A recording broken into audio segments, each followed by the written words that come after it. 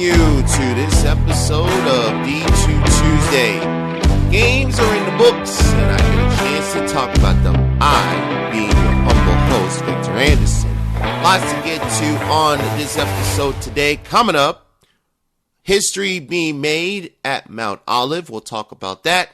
Coaching milestones took place the opening weekend of the season. Some notable results that I looked at, and my interview with Grand Valley State head coach Dana Callihan. All that and more coming up on this edition of D2 Tuesday. Make sure you follow In the Circle wherever you listen to your favorite podcasts. A lot of things on the agenda. We reached our 800th episode on the podcast on Monday with our annual D1 season preview, supersized preview with Amanda Scarborough and D1 Softball's Justin McLeod. Follow us on our social media platforms. Make sure you subscribe to our YouTube channel. Turn on those notifications. That way you don't miss any live streams, any media availabilities, or any episodes of D2 Tuesday. But let's get right into the thick of it, ladies and gentlemen. Opening weekend is done. Some interesting results took place, and I have an opportunity to share those thoughts and feelings with you. Let's go over first and foremost to the D2 Spring Invitational Kickoff that took place over at the Scrapyard Sports Facilities in Conroe, Texas. Some notable results on Friday. St. Edwards, who trying to get themselves into the tournament, knocked out Rogers State 3-2. Then Rogers State bounced back, beat St. Mary's 8-2. St. Mary's, a team that was kind of a fringe tournament team last year. Angelo State started off their season with a pair of wins, knocking off Wingate 4-2 and Central Washington 7-4. Pittsburgh State won a pair of games. St. Mary's 7-2 and Arkansas Tech 4-3.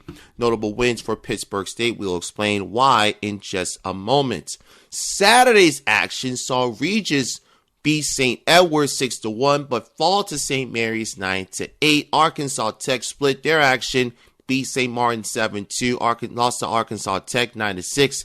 UT Tyler won their two games at the big stadium after splitting their opening day of action. They held on Colorado Mesa 10-2 and held on for dear life to beat Washburn 1-0. Rogers State beat Colorado Mesa in what could be a super regional or regional preview 4-3, and they won the second game, beating Midwestern State 2-1. Then on Sunday, Washburn shut out Central Washington 6-0. Colorado Mesa beat Texas A&M International 5-4, but Texas A&M International bounced back, beat Cal Poly Humboldt 6-1. Pittsburgh State with a very impressive weekend. They beat St. Martin's 11-4 in their first game, and then knocked off St. Edwards 9-1 in their second game. And as a result, on the games on Saturday, Jenny Fuller picked up her 200th career victory at Pittsburgh State. She is someone who is trying to get the Gorillas into the postseason. A lot of fans excited for what she is looking to do and getting Pittsburgh State back to the NCAA tournament. So again, congratulations to Pittsburgh State. Heather Arnett, for her performances this past weekend, was made MIAA Hitter of the Week. Hit .583, 14 hits, 12 runs scored, 7 stolen bases in that impressive opening weekend at the D2 Spring Invitational. Look to see some more big things from Heather and Pittsburgh State in the 2024 season. 6-0 for the Gorillas. First time they started 6-0 since 1991. So our congratulations to Coach Jenny Fuller and Pittsburgh State for their tremendous opening weekend there. Also, a coaching milestone taking place in Conroe, Texas. Nicole Thompson picked up her 100th win as Regis head coach. That took place over in Conroe on this past weekend. So a big time weekend for Regis. As I mentioned, some of their performances this weekend, they beat St. Edwards, they lose a shootout to St. Mary's, and then they end their trip losing to Texas Tyler 6-3. Regis versus Rogers State. Mother Nature won that battle. But Regis is a team. They're trying to get themselves into consideration in that loaded regional So Regis looking to get themselves back there again. And congratulations to win number 100 for Coach Nicole Thompson. And a show favorite of ours, Erin Kinberger, picked up her 300th win as head coach of St. Leo. That came during the Gulf Shores Invitational. That was a 6-5 win over Auburn Montgomery and a run back from last year's regional, which was hosted by St. Leo. Erin Kinberger, one of our favorite guests on the show, and don't worry, St. Leo fans, we will have Coach Kinberger at some point on our D2 Tuesday because, for full disclosure, ladies and gentlemen, I used to broadcast at St. Leo after Rollins elected to go in a different direction for their broadcasting, went to the Dan Patrick School of Broadcasting at Full Sail. So I was looking for a new home. Coach Kinberger and her team welcomed me, brought me in, and you can understand why so many young women want to play for Coach Erin Kinberger, and she picks up win number 300 as a part of the Pride at St. Leo. And for her efforts in Gulf Shores, Madison Coe was named Sunshine State Conference Player of the Week as the Lions went 3-1. She hit .545, four extra base hits, including 2 doubles and a home run, 4 RBIs, 2 walks, 2 runs scored. Oh, by the way, she caught 29 innings. Erin Kinberger knows a thing or two about being a catcher. She was a phenomenal one back at her alma mater at St. Leo, a Hall of Fame catcher, to be specific. So, again, congratulations to Madison Coe. Congratulations to Erin Kinberger picking up victory number 300 as the head Lion over at her alma mater at St. Leo. And trust us, ladies and gentlemen, we will work to get Coach Erin Kinberger on the show at some point during this season. So congratulations to her. And St. Leo will look to kind of continue their momentum in the 2024 season. They got a doubleheader coming up with Edward Waters, who, by the way, are the reigning defending SIAC champions. But because they're still in the transition phase from NAIA to Division II, were not eligible to make the NCAA tournament last season. That's going to be a very interesting tournament they have in Flagler this weekend. They got Edward Waters, 2 games versus number 17 Wingate, and then they take on Converse. They start conference play next week, traveling to Winter Park to take on Coach Christine Roosevelt Fevers and Rollins College. So how about this, folks? You got 2 head coaches of their alma maters where they were Hall of Fame players facing each other for the 3rd year in a row. Of course, to talk about Coach Kinberger and Christine Roser, the Fevers. So, yes, we will definitely work to get Coach Kinberger on the podcast at some point during the season. Well, trust me, I'm studying the schedule to see when that possibility may take place. And looks like we may have found a nice schedule or a time frame for that to happen. Now, we talk about milestones. Let's talk about some history that took place this past weekend. It involves the University of Mount Olive, the Trojans, who had themselves a phenomenal weekend of softball as they took part in a round-robin tournament at Nancy Chapman Castle Field. They played a doubleheader versus Virginia Wise and Virginia Union. They won the 2 games by a combined score of 46-4. But that's not the historic part. Mount Olive in that first inning versus Virginia Wise scored 20 runs. You heard me, ladies and gentlemen. 20 runs were scored in that first inning. You heard me, ladies and gentlemen. 20 runs were scored in that first inning. It was, when I saw that tweet on the TL as I was scrolling through and kind of getting things ready for not just today's episode, but for our week of podcasts on In the Circle, I had to do like a double take. I'm like, wait, 20 runs? It was a wild game. And here's the thing. You had 2 players for Mount Olive who drove in 6 runs. Lacey Best 3 for 3, 4 runs scored, 6 RBIs. Kylie Emmanuel, 2 for 2, 6 RBIs. Bessie Emmanuel with the home run. Emmanuel had a 2-run double in the first inning and also hit a grand slam. Best walked in the first and then hit a 3-run home run in that same first inning. So it was a wild day over in Mount Olive, North Carolina. Now, let us put this inning in its proper context. For Division II, it's the second most runs scored in any inning in a game of D2 history. The record was set by Metro State, MSU Denver, back on April 18, 1990. They scored 21 runs in the second inning versus Colorado School of Mines. The record Mount Olive tied was with Bentley. Bentley scored 20 runs versus Leslie all the way back on April 25th, 1982.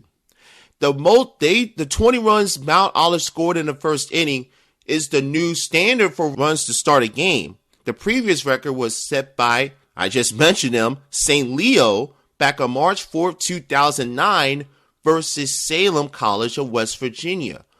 I think Coach Kimberger may have been in that game. I may have to ask her off air about that.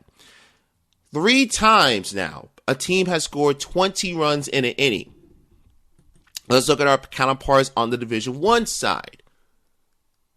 The most runs scored in an inning in D1 history was 29 by the College of Charleston on February 11, 2004 versus Savannah State. That was in the second inning in Game 2 of a doubleheader.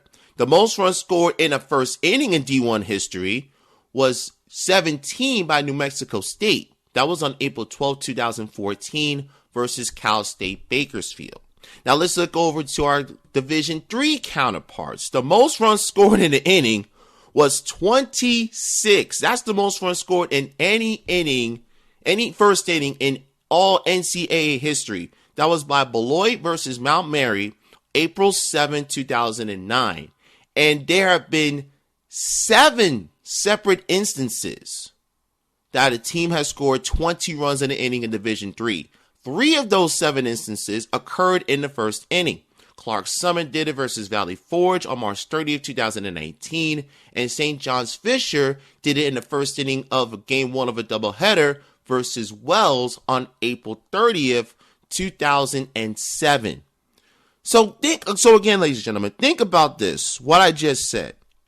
Mount Olive did something that had been done only 10 other times in the history of NCAA softball and had only been done 3 times prior to that. That's scoring 20 runs in an inning and scoring 20 runs in the first inning of a game.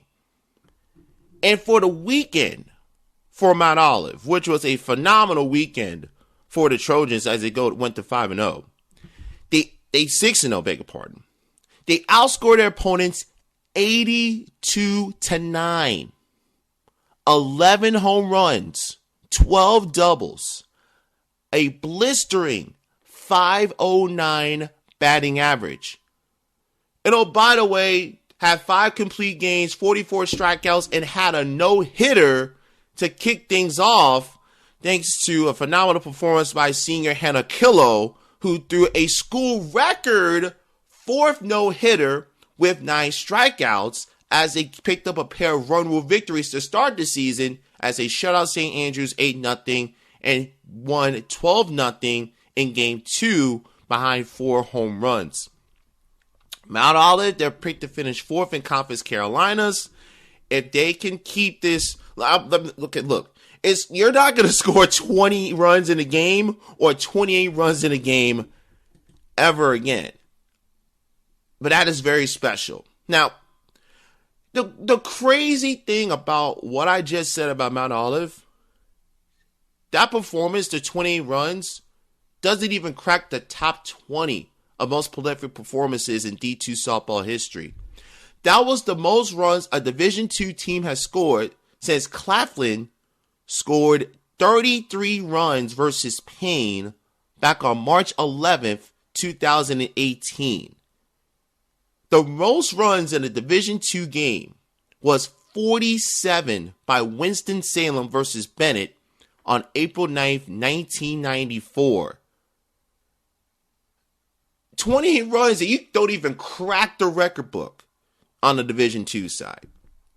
Just phenomenal performances by a Mount Olive team who I feel when you have a weekend like this with the run production, with the pitching that you have, this is the Mount Olive team led by interim head coach Luke Shamblin.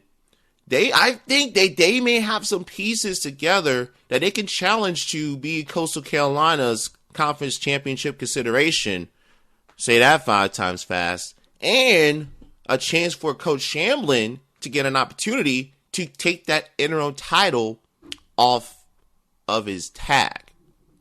But phenomenal performance by Mount Olive this past weekend. So just some of the notable results that I got to see on the Division II side this weekend. One team that did not get a chance to play this weekend, but will be doing so in a couple of weeks, is Grand Valley State.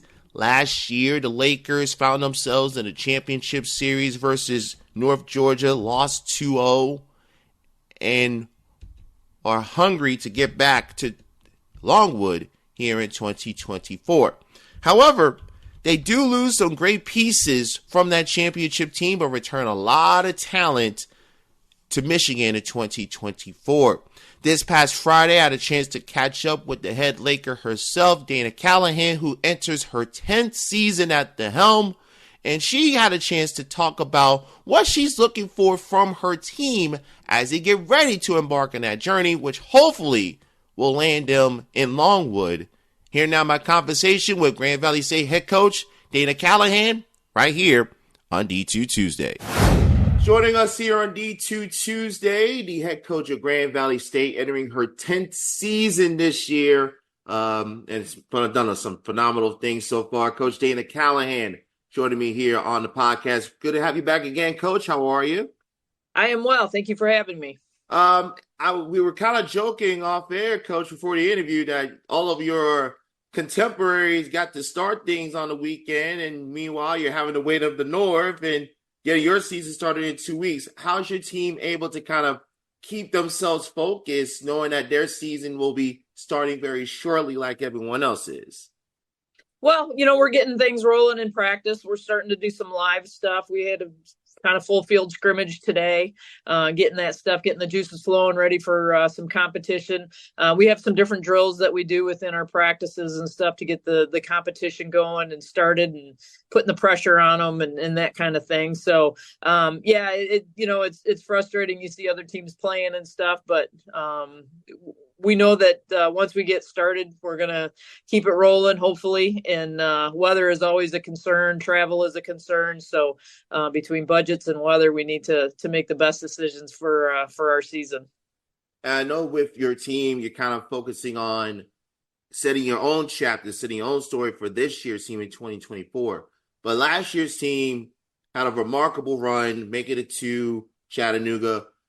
What was your overall thoughts on how that team, with a lot of experience, a lot of players that are known nationally, able to get this team to where they were last year and lay the foundation for what you're looking to do this season coming up?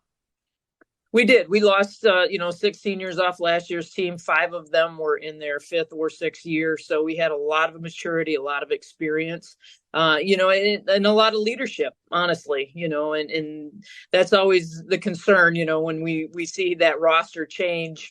You want your younger players to just step right in and do the same things. And that's one thing that we've really focused on, is that we're not going to compare this team to last year's team. We can't. I mean, we have a completely different character, completely different personality, different maturity level. We're just trying to get everybody up to speed. Our seniors have done a really good job of of leading the way. Our juniors have stepped up, of laying that foundation to our younger players as far as, what is expected, the standard of play that we play at, and just the work ethic and that kind of thing. So, as coaches, we are just really focusing on, let's take it one day at a time.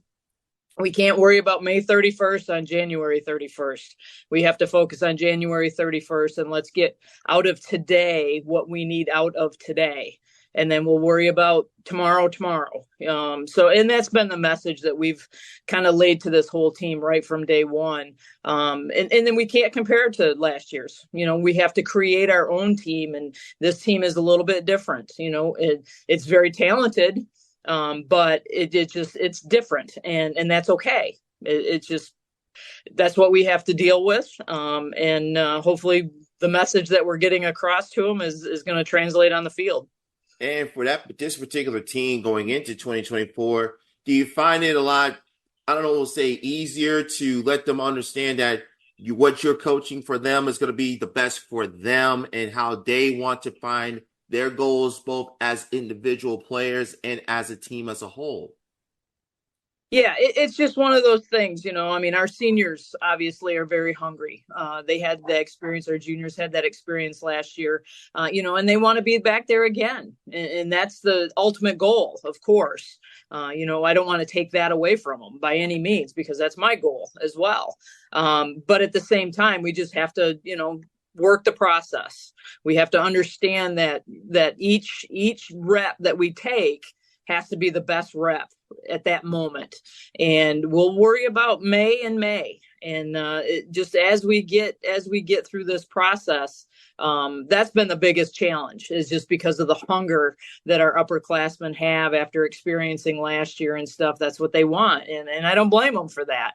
But the message has been the same right from day one. So let's focus on today. I know for you, Coach, entering your 10th season, you've been able to have a lot of players contribute to not only being successful on the field, but being successful off the field.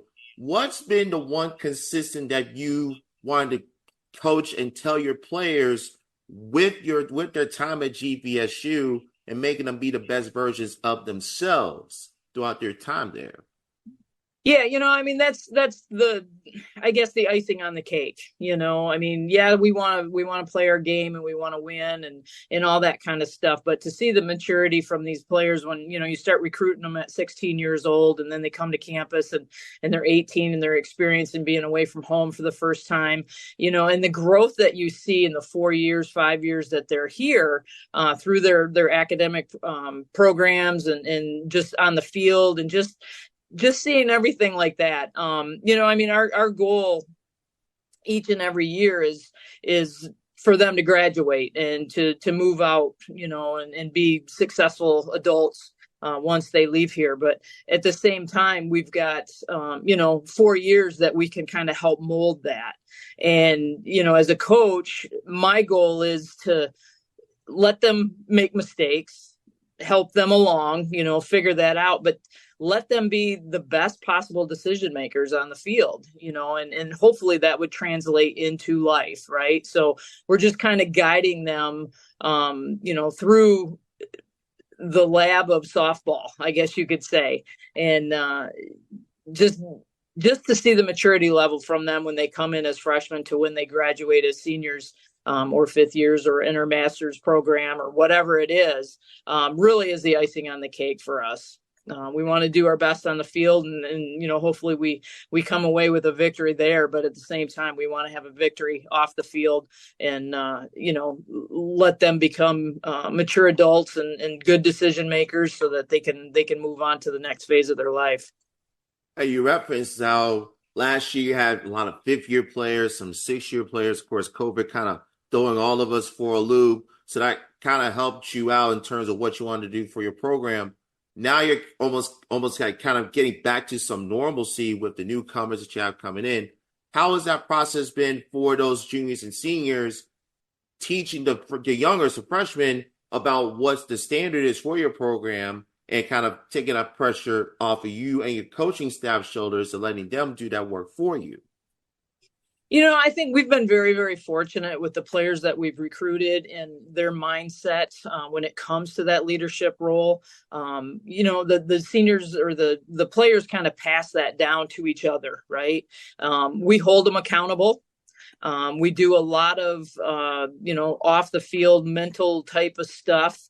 Some of the drill work that we have involves that mental training. It's just one of those things that, if we laid the groundwork and now, we've created this culture and, that everybody has bought into. And that's been the biggest thing is that the players have been very open to that, to what we were trying to establish and the standards that we laid down. And, quite honestly, our seniors and our juniors every year kind of pass that on, and if it needs to be, somebody needs to be held accountable for whatever the situation is.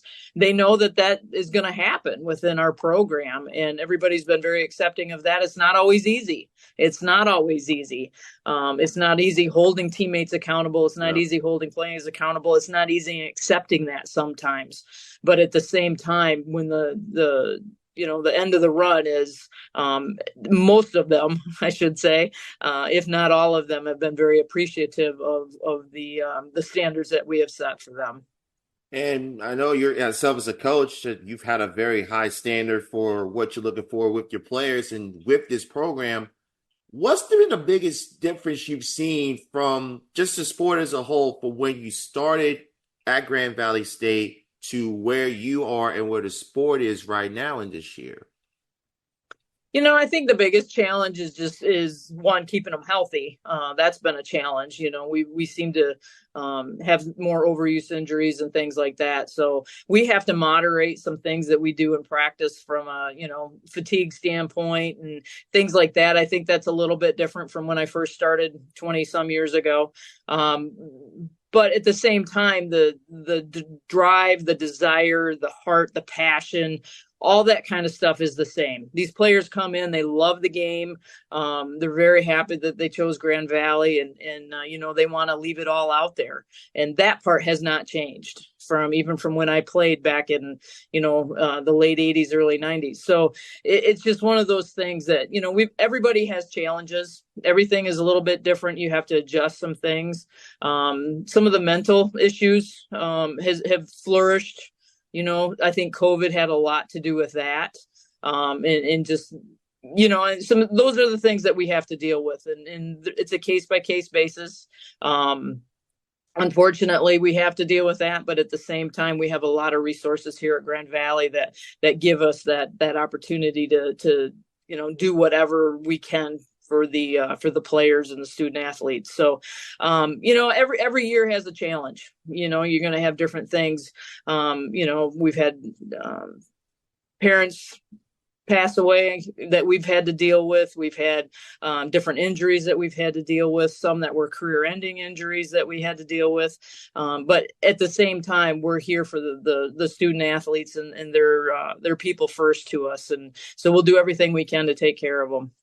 Hey, you've referenced the mental aspect a couple of times. How important do you feel for players to be mentally healthy, especially in today's age with the COVID and the social media and everything that's been going on? How important is it for you as a coach and the staff to have the players probably more healthy mentally than it is physically and being on a field?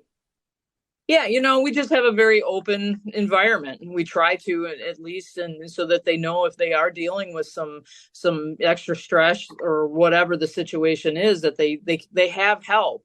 Whether it be the coaches staff, athletic training staff. We have a mental health platform within our athletic department that's been very beneficial.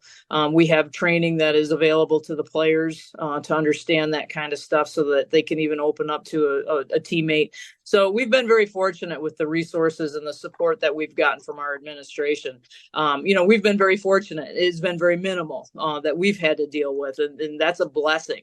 But I do think there are a lot of added pressures on today's youth that we didn't have 30 years ago. And, those are the things that we just have to be aware of, and we're navigating that as best we can. We just, have an open door policy. So if anybody needs help, then we're there for them. But at the same time, they've got a lot of passion, they've got a lot of heart, and they want to give you everything. They want to give you everything that you ask for, and and that's all you can ask. I mean, they want to leave it out on the field and leave it in the classroom, wherever it is. And sometimes they just need a break, and we just need to be aware of that, whether it be giving them an extra day off or a lighter practice that day or whatever it is. So that's probably been the biggest challenge, is just making sure that you're in tune with them as much as possible. And having that open door policy helps because as a coach, you don't know what the athletes need or want until they tell you what they need. It's more coaching, I feel, has changed and it's more of a partnership and a relationship based situation now than what it was, say, 20, 25 years ago, where it's like, here's how we're doing things. If you don't like it, you can leave. It's more like Right. a relationship basis first and foremost, and then everything else grows from that. Is that a fair assessment? Oh, absolutely. I mean, and that's the beauty of being a coach and being able to be in the lives of these young people and stuff, is building that relationship. In fact, I'm texting alumni and stuff that, are within, they live 10 hours away from me now, but I'm still in contact with them on a fairly regular basis. And that's the part that is just the icing on the cake. I mean, we've attended weddings and seen pictures of their kids, and they're bringing kids back to campus for alumni games and different events and things like that. So hopefully that relationship that we're building, and they understand the trust factor when they're here as student athletes, is going to relate into a friendship that continues after they graduate. Your team this year again picked in the preseason to win your league. And your league is unique, coach, because you only have 7 teams and you play doubleheaders home and away versus the rest of your league members. How does that help your team in terms of playing opponents multiple times, and you get to see you 3, 4, 5 different times, including the postseason, which was a very interesting tournament last year with Parkside getting all the way to the conference final?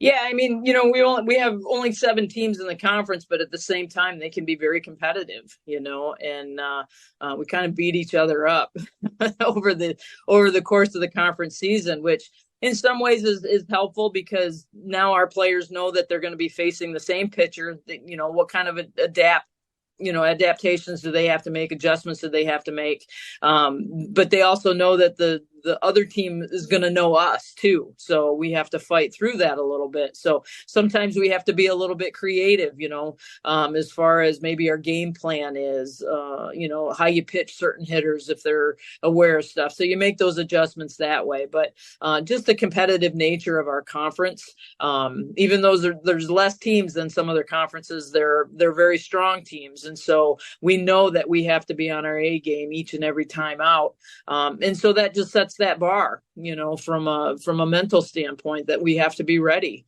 every game, every inning. So it's challenging, but it's no different than any other conference. When you step on the field, you got to be ready to go. And not just your conference, but your region always has top competitive balance, and they're knocking each other off. And I feel like the tournaments that you're playing in, especially those first 2 weeks before you go into Florida for your spring break, will prepare you for the Midwest when you get to conference play, and hopefully further along than May. Absolutely. We try to schedule as tough opponents as we can that are within our region. Our region can be tough. It can be very, very tough. And we have to be ready for that at the end of the season. And just knowing that we're facing some of those good teams early on is going to prepare us not only for, Florida, but for our conference in general. And then hopefully for postseason after that. But, you don't want to play, in order to be the best, you got to play the best. Yep. And we try to schedule as best we can that way. It's just, that's the goal, is to, play the most competitive schedule you can, and hopefully you come out on top. Yep, that's always the goal, Coach, at the end of the day. And I'm looking at your trip when you go to Florida. You get Tiffin, you got Mankato, who was always going to be up there, Missouri St. Louis, who you played twice. You got Minnesota Duluth, who you also going to play the league before in Rosemont. So everybody is that you want to play. You get them on your schedule, and you get a chance to really give your players a chance to kind of play somebody in a different jersey, because I'm sure they're tired of all the scrimmages and the practices. They want to see somebody in a different color jersey when you go in between those lines. Yeah, I mean, facing our own players and our own pitchers and stuff, can be challenging at times, but you always want to play the game. That's where everybody's heart is. That's what they live for. But you got to get the work done in the practice field in order to be prepared for the game field. So we're excited about the upcoming tournaments that we have, the opponents that we have, but we also know that we've got a target on our backs, and everybody's going to be gunning for us. So we're preparing as best we can for that as well. And I know with your team, you're starting a couple of weeks in your big tournament. What's one of the things that you want to see with your team as you get closer to getting on the field for your opening weekend, and how they want to get started potentially towards hitting those goals in the postseason and beyond? Well, like I said, we've got a little bit more depth in our pitching staff this year, I believe. We've got, and they're competing. We've got a little bit more youth. So we're just trying to get them up to speed a little bit. So we've got some depth in our pitching staff. So you might see a little bit more of a pitch by committee, or, using our full staff a little bit more than we had last year, just because of the maturity of them. And then, we've got some young freshmen that are really playing pretty well in practice. And so the question is going to be how they step in transition to the game field. They're playing really well in practice. They're doing a lot of things, but they're learning a ton as well, and they're absorbing a lot. So now how that transitions to the game field is going to be the question, I think. But at the same time, we're pretty excited about the way practices have been going. We're getting there. We're not at our peak yet by any means, but you don't want to peak until May, realistically. Yes. That's when the bread and butter comes in, and so we're learning every day. But I see a ton of effort. I see a ton of knowledge being gained each and every day at practice, and as a coach, that's all I can ask for. They're getting adjusted to the speed of the game a little bit, and understanding what it's going to take, both in the classroom and on the field. And we're really excited about the group that we have. We just need to, kind of mesh together a little bit. And I think when you mentioned your staff with Jen and Aaron, who've been very vital to the program's success, how important have they been to help you as a coach, both yourself growing in your position and helping out the team to get to where you want them to be? Jen she's my right hand. I mean, she is involved with every decision that is made. She is in charge of the pitching staff, and has done a fantastic job for several years, helping them along and making sure that they're ready to go. And just from a strategy standpoint, is involved in recruiting and everything else. She's involved in everything. So, and she handles a lot of our mental training and stuff like that, the different things that we put into play. She does a great job, in relating to the players and things like that. So, she is as much a big a piece, if not bigger, if you ask me, than my role in the team. Aaron, he's part-time for us. He gets there when he can, but he comes in always excited and fired up, and happy to be there, and a very positive influence on our players, and so he's been very consistent, and and that's been a blessing to us as well, just to have the same voices year in and year out, and knowing what we're dealing with. The players know what to expect. So both of them have been tremendous assets to me and to our staff, and I think the team would relate that same message as well. Yep, definitely, Coach. I know your season will be starting up in a couple of weeks, and hopefully, Coach, we'll be talking to you a little bit further down the road if everything comes out as you hope it to. Thank you so much again, Coach Callihan, for the time, and we will talk to you and catch up late soon. Thank you very much. And thanks again to Coach Callihan for setting up the time to chat with me. Thanks to Andrew Christian from Grand Valley State for getting that interview set up. Grand Valley State starts off their season in 2 weeks' time as part of the Lincoln Memorial Tournament. On February 17th, they'll take on Ohio Dominican, Lincoln Memorial, and Lock Haven. Then they will travel to Rosemont, where the GLIAC Conference Tournament will be held. They will take on Minnesota Duluth, Moorhead, and William Jewell, among others. And then they will travel to the Sunshine State. And note this matchup, ladies and gentlemen. I may have to sneak out of my obligations to catch this one. Monday, March the 4th, Grand Valley State, Minnesota State, Mankato.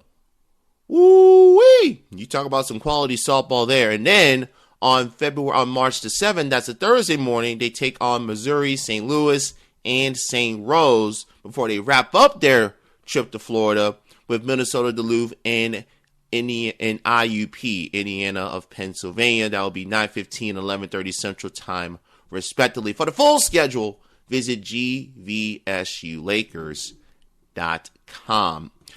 This is a Laker team. I saw them play last year during that championship. Then they picked first in the preseason of GLIAC. Of course, you got to get through Truman State. Of course, you got to get through Saginaw Valley State, who there had battles with them. And here Coach Callihan referenced that because of the size of their conference with only 7 teams, they have home and away doubleheaders with the other 6 league members. So everybody knows everybody in the league. The names to look for with Grand Valley State, we kind of mentioned them earlier. Morgan Spicer will be back for her junior season. 29 RBIs, 26 runs scored. Mary Jane Goodman and Liberty Fair.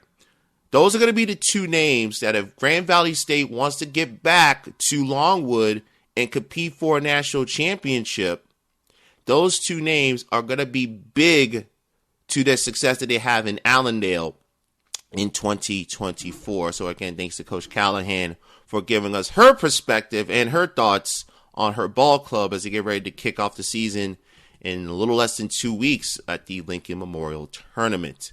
So that's going to wrap up this episode of D2 Tuesday. We have a lot of things to get to on a Division II side. We're going to be reaching out to coaches, and hey, we may be making a trip out to watch the spring games, catch some D2 action. So we'll be finalizing those details in the upcoming weeks, because yours truly is going to be busy doing some broadcasting obligations. So you want to have more details on that, follow me at CatbirdRed. I may change the handle for special purposes. Make sure you follow D2 Tuesday. Use the hashtag D2 Tuesday. That's the letter D, the number 2, Tuesday.